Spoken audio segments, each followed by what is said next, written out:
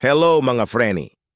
Alam nyo bang enjoy na enjoy si Catherine Bernardo sa trip niya sa Melbourne para sa concert ni Taylor Swift? Ang ganda ng eksena, beshi! Todo pasabog si Katreng sa kanyang Eras Tour experience kasama ang best friend niya sa Australia. Sa IG post, ibinida niya ang mga litrato at video ng kanyang napakasayang karanasan sa concert habang buong puso niyang kinanta at isinayaw ang mga kanta ng kanyang idolong si Taylor Swift. Sabi niya, wow! Eras concert day? Parang ang buong Melbourne was full of shimmer. Ito'y isasama ko sa puso't isipan hanggang sa dulo.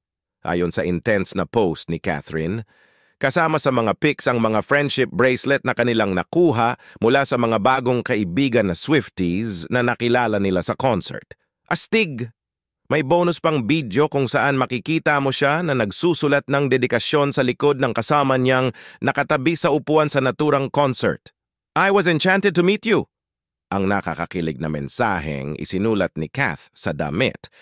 Parang eksena sa movie. 'Di ba? Kumanta pa si Kath ng mga kanta na tulad ng The Archer at Cruel Summer mula sa album ni Taylor na Lover kasama ang kanyang bishi na si Arisi De Santos.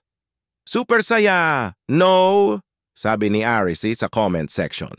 Grabe, isa si Kath sa mga libo-libong Swifties na nasa concert ni Taylor Swift sa Eras Tour sa Melbourne, Australia na naganap sa Cricket Grounds Stadium.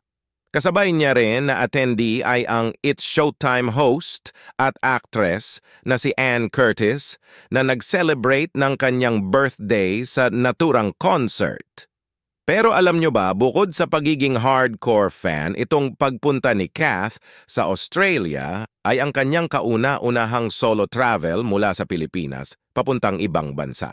Kaya astig, milestone ito sa kanyang buhay. Kwela, ibinahagi ng aktres ang mga kalokohan niya sa Australia sa unang araw niya ron, sabi niya.